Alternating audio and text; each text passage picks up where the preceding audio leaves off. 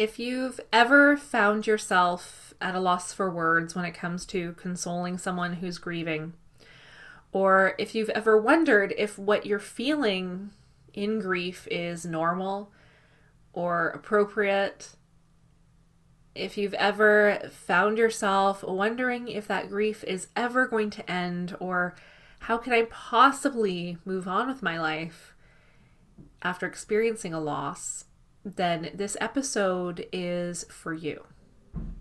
Amanda Carson from Shift Winnipeg joins me on this episode of the Terry Holland Show. And Amanda is a hypnotherapist, a social worker, meditation guide, and end-of-life doula. Her mission is to introduce her clients to their limitless nature and provide a space where they feel seen and heard while they navigate the challenges that they experience in their lives. She specializes in supporting those who are experiencing anxiety, loss, grief, and preparing for the end of their lives. She reminds her clients how to harness their own unique strengths and inner resources and to recognize that they are their own best teacher, guide, and healer.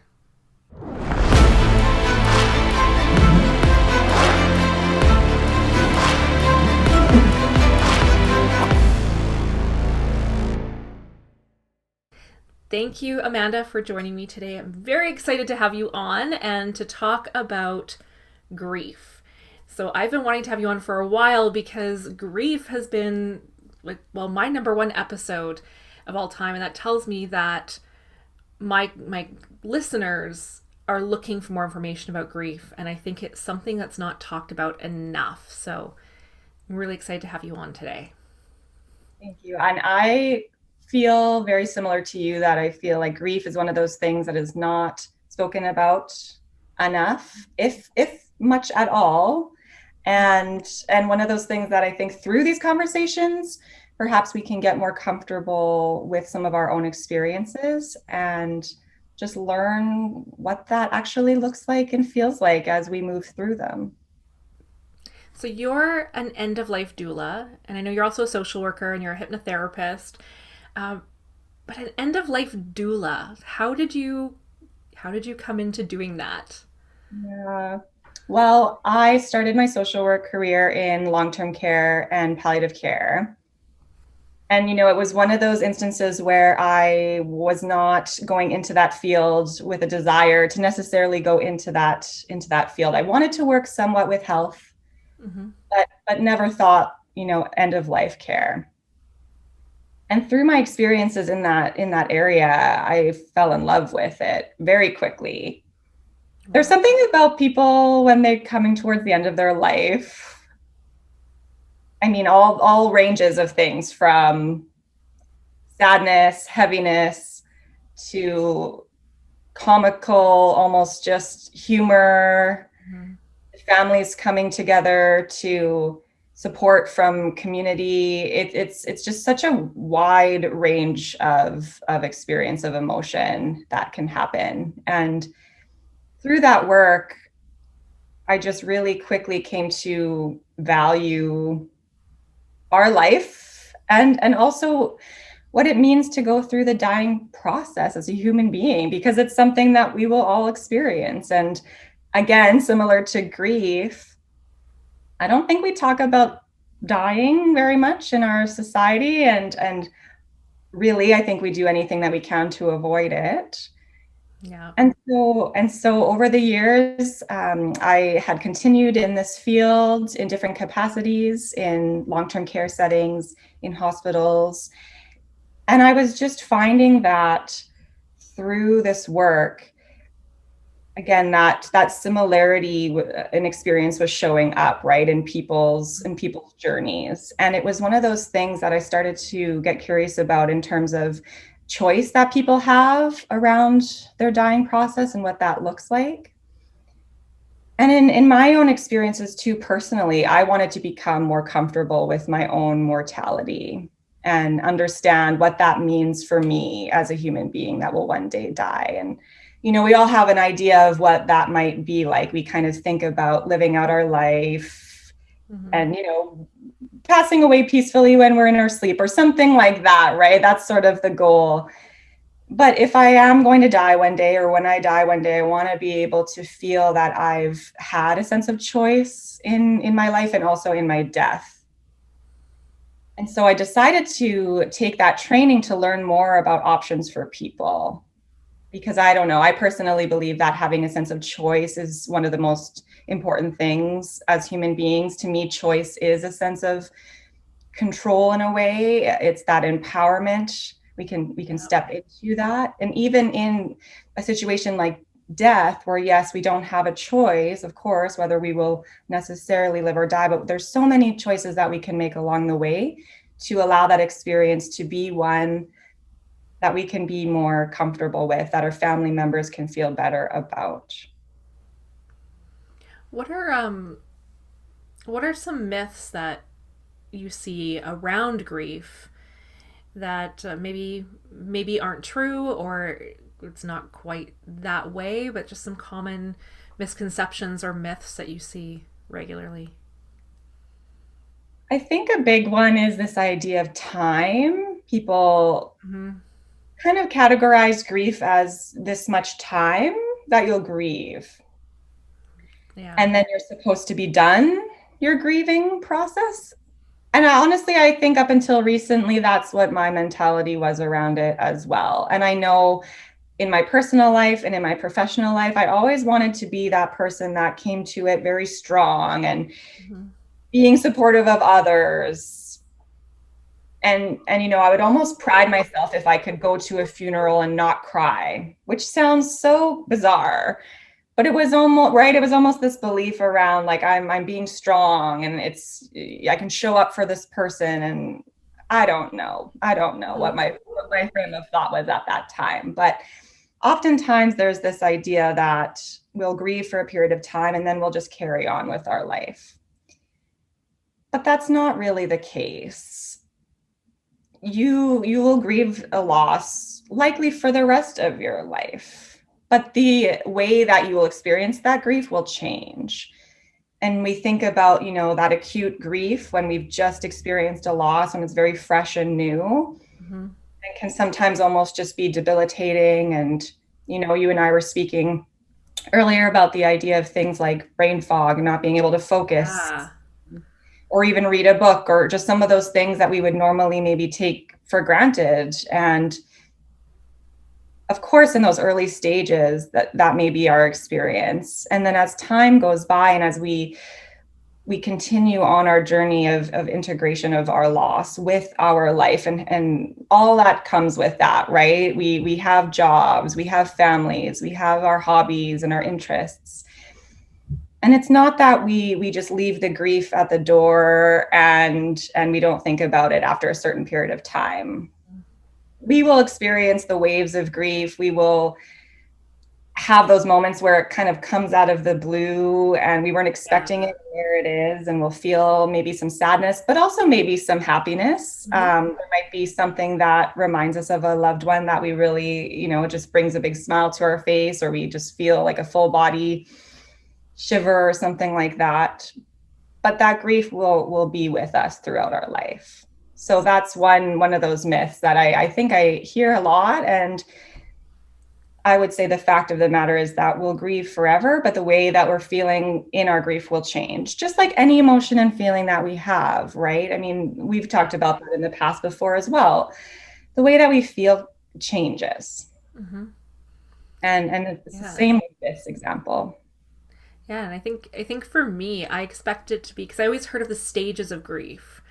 So Yeah. I expected to go through these stages, and like one after the other after the other. And I remember thinking, oh, now I'm in anger. Now I'm experiencing anger. Okay, what's next? And really like looking it up, almost like I could read a map of how to expect to feel.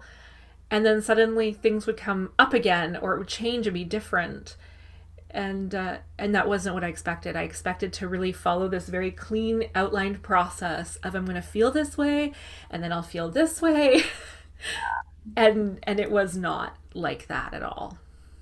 No, but you're right. And it's interesting because the 5 stages of grief created by Elizabeth Kubler-Ross, She was a psychiatrist. She worked in, death and grief and loss for her life. And Mm. when she first coined those 5 steps, they were actually for those who had been receiving some sort of terminal illness diagnosis, and they knew that themselves they were going to die, and they Oh, would go through yeah. what they come up with as these 5 steps. And then somehow along the way, those started to get used as these 5 stages of grief that we'll experience when we lose someone. So, Right. and it's funny if people are interested in learning more about Elizabeth, she's just such a comical woman. She's passed on now, but she kind of just said, whatever, if that's what they think, they can think that. But this is what Right. I originally meant it to be. Well, And and that people, makes so much more yeah, sense to me when you say it like that, because I'm like, oh, now those stages make sense in that context of someone receiving a terminal diagnosis. That would totally make sense. yeah, yeah. So that was what it was originally meant to be, and then somehow along the lines it got a little bit, yeah, mismatched there. But I think that people do still experience, like you said, right? Like there's some anger there, there's bargaining.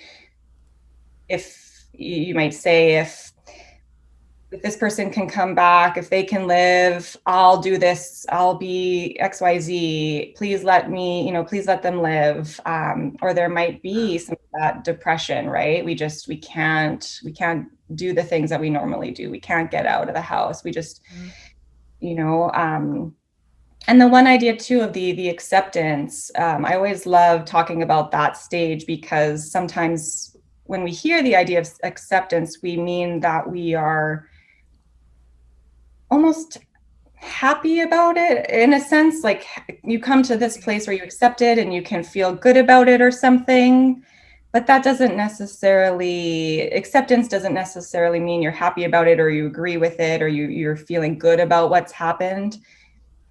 It's just that you accept that something has happened, and now what does that mean as you carry on in your life and move forward with the acceptance of the loss.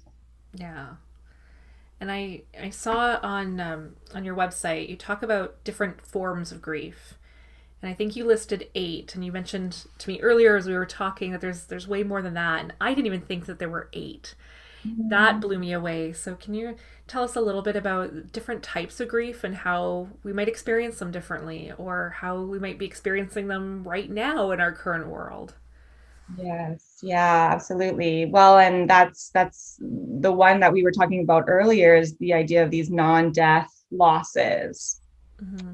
right? And so everything that's happened in this last year with this pandemic, there certainly has been a lot of people who have died, and that in itself for families, I mean, especially if you haven't been able to be with loved ones during that time, that's a whole other thing, right? Yeah. But these idea of these non-death losses, so with this pandemic, people have lost work, income, Mm-hmm. social time with their people, Yeah. even things like identity, purpose, meaning have been lost. And we often think about, at least in my experience, we think about grief, we think about someone has died.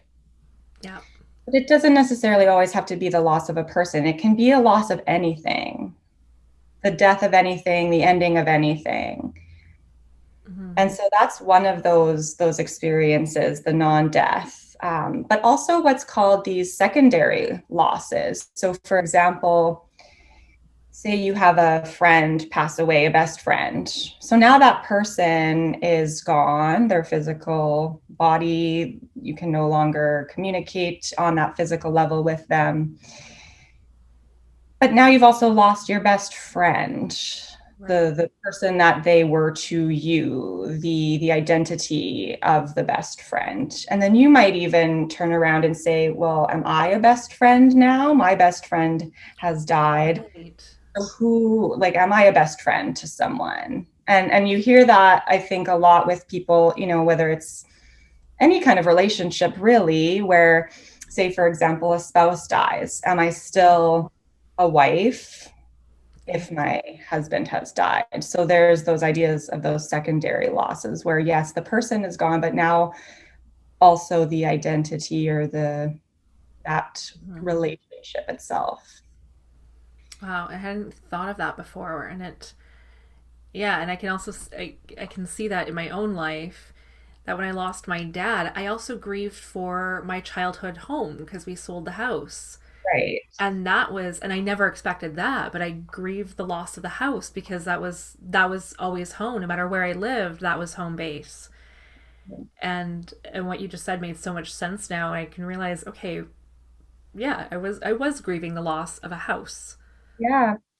Well, and actually, this is a great segue into another form of grief, which we were talking about earlier, called disenfranchised grief, where it's often grief that goes unrecognized in our society. So, for example, the grief of a house, Mhm. people might say to you, well, it's just a house. It's not a person. It's an object, an item, a location, etc. Yeah, But you're right. It's not just the house. It's the memories. It's the time you spent there. It's the right. And totally.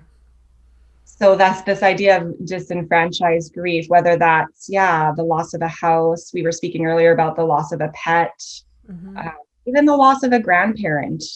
There's a lot of ideas around about, well, they're older now, and this is what happens when you get old. You get ill, you die, you pass away. But for some, I mean, their grandparent is perhaps the most important person to them in their entire, world. And so we can never just assume what someone's experiencing. Yeah, and what I'm sort of getting from what you're saying is that there's also, and this again is another new idea for me, but the loss of the relationship. That's not just the person, but the connection with the person, and um, and I can really see that with grandparents. I think about my own grandparents or my husband's grandmother when she passed. That it wasn't just her, but it was the relationship between the two is gone, and that's a whole other type of grief. I think that it's not just the person, so it doesn't matter how old they were or who that person was to you. It was the relationship that's also lost. Exactly.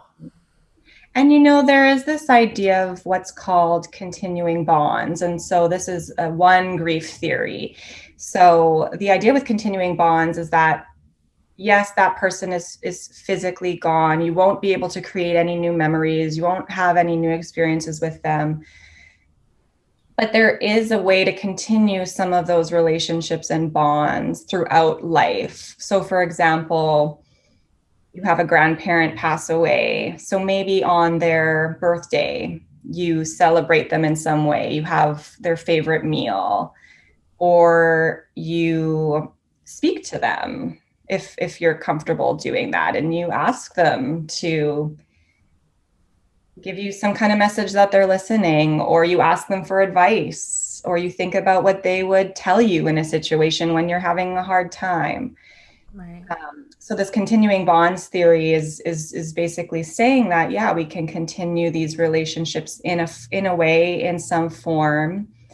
And I think that that's important, especially when we're talking about this idea that we'll grieve and then we'll finish grieving at some point. With the continuing bonds theory, is you're going to continue to grieve, but you're also going to take that relationship and carry it with you until you eventually pass as well. And I think that if we can do that in some capacity, even if it's something as simple as sitting down when you're outside and just again, maybe thinking about that person, or if you see, a vehicle that drives by and it was the same vehicle that your loved one drove. It's just these reminders that Yeah. the relationship hasn't necessarily ended in all capacities. In some ways it has, because yeah, you're not going to be able to create these new experiences with them in that physical form.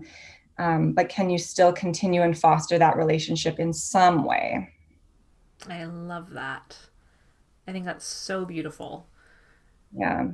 And something that I've sort of had on my mind that's come for me a few times, and it's how social media has maybe changed how we grieve, or maybe it's a different type of grief, I don't know, but I always struggle with, if it's someone who's a social media contact and they pass away, of what is appropriate grief for that. And I've talked to my husband about it, where I go, I feel like I knew this person, but I was never physically in their space, or very rarely, but I had a connection with them.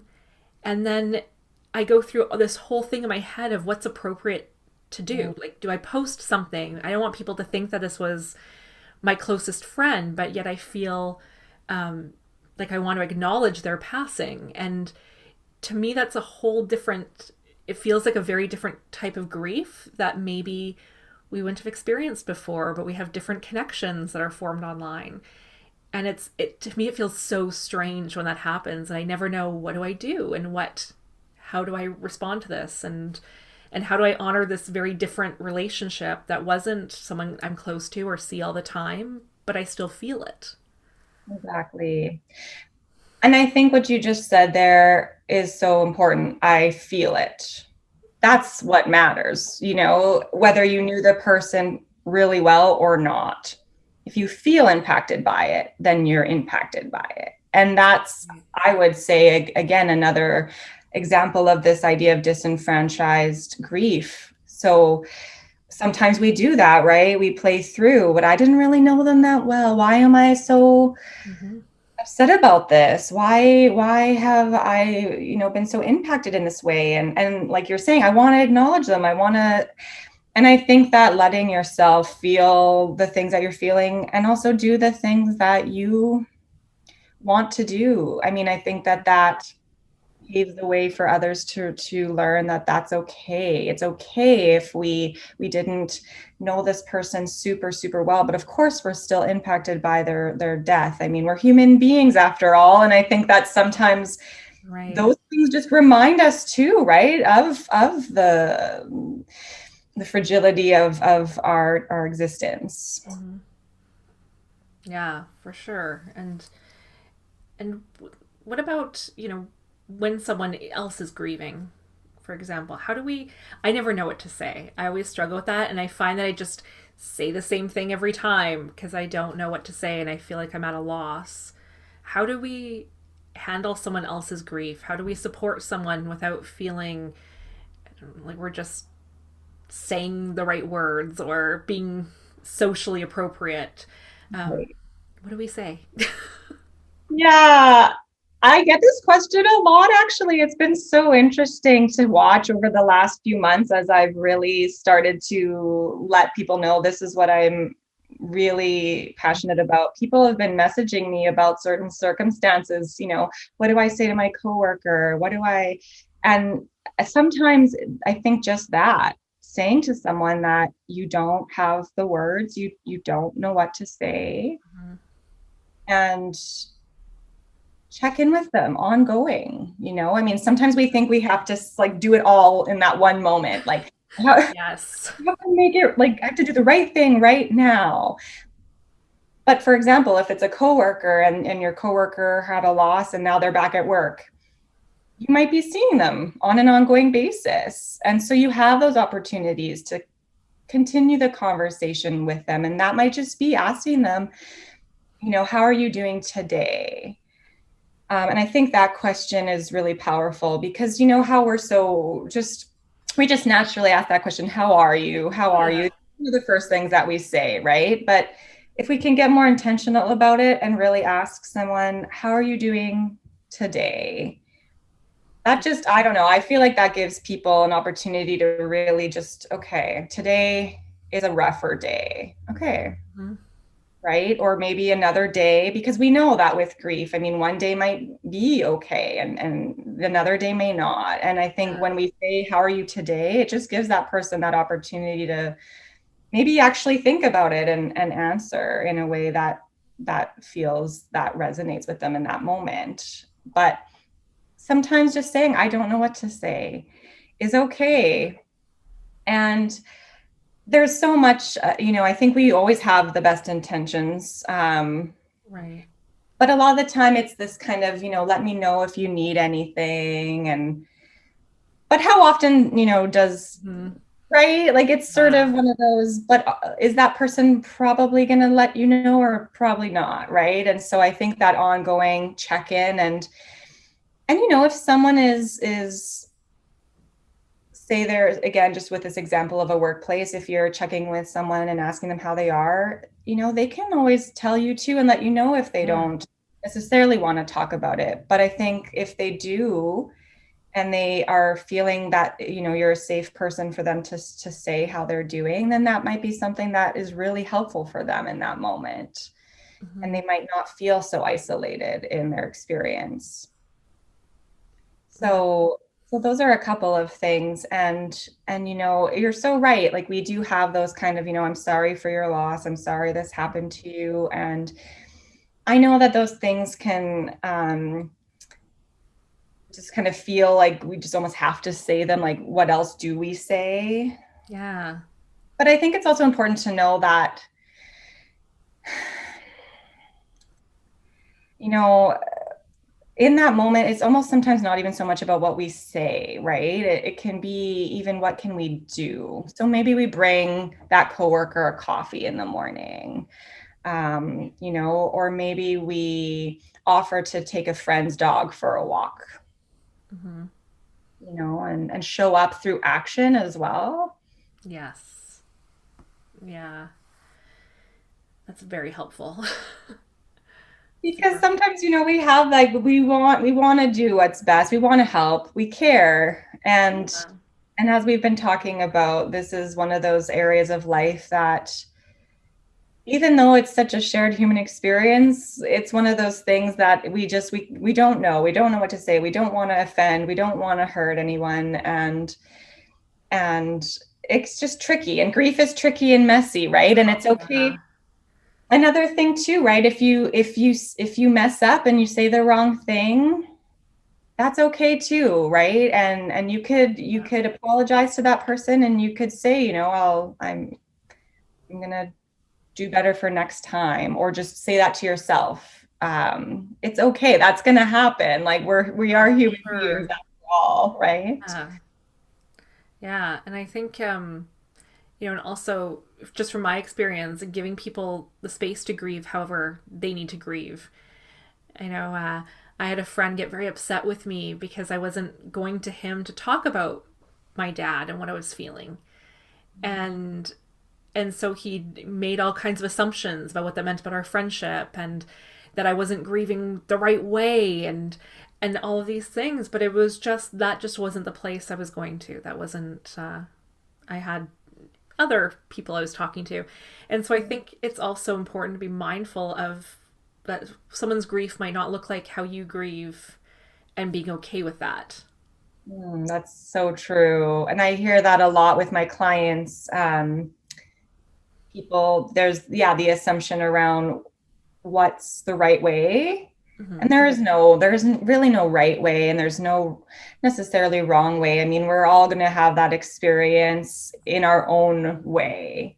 Yes. And that can be tricky because of course, right? We do worry about people. We are concerned. We want the best for them. Mm-hmm. But like you said, allowing people to have their experience is really important. And also then reflecting, like I'm just thinking for your friend, right? I mean, then that might be something that just for him that like he could get curious about that himself, right? And just recognize what was it about that for him that he didn't think you were doing it the right way, and yeah. Yeah. And so once when we experience a loss, how do we move forward from there? And do we move forward from there? What does that look like? Yeah. I mean, I think we absolutely do move forward, right? Life continues on, and I think that that's one of the things that people struggle with the most is this idea that life just continues. And how can that even be? Mm-hmm. And I know that I've experienced that as well. It's this idea around how can we just keep going, Yeah. and I think a lot of times people don't even want to. There's the idea that, life without this certain person or this, Mm-hmm. certain a certain thing is just not what they had in mind. Yeah.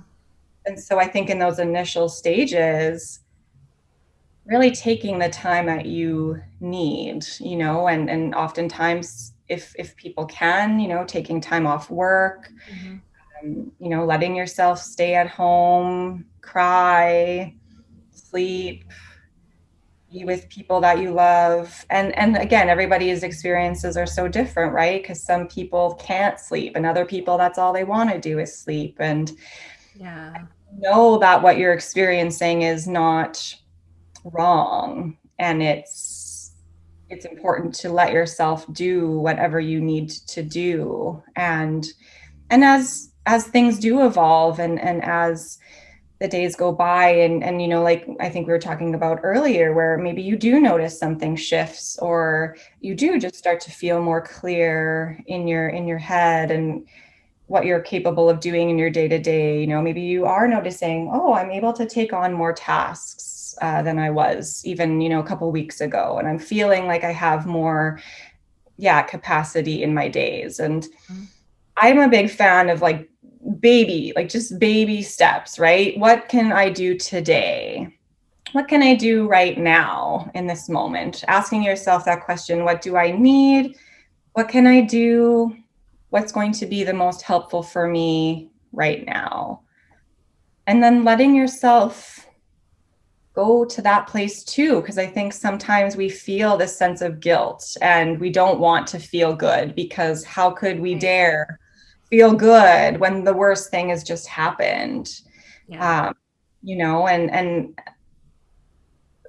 those little steps forward are, I think, really important in the early stages. And as things, like I said, evolve, and we continue to move forward with an integration of our loss, that idea of the continuing bonds as well, right? So say, for example, oh geez, maybe a couple of years have gone by since a loss, and maybe someone's noticing that, the waves still come, but they're not coming as intensely anymore. And they're feeling, they're really excited about a new project or a trip, or so, let yourself do those things and let yourself have that Yeah. enjoyment.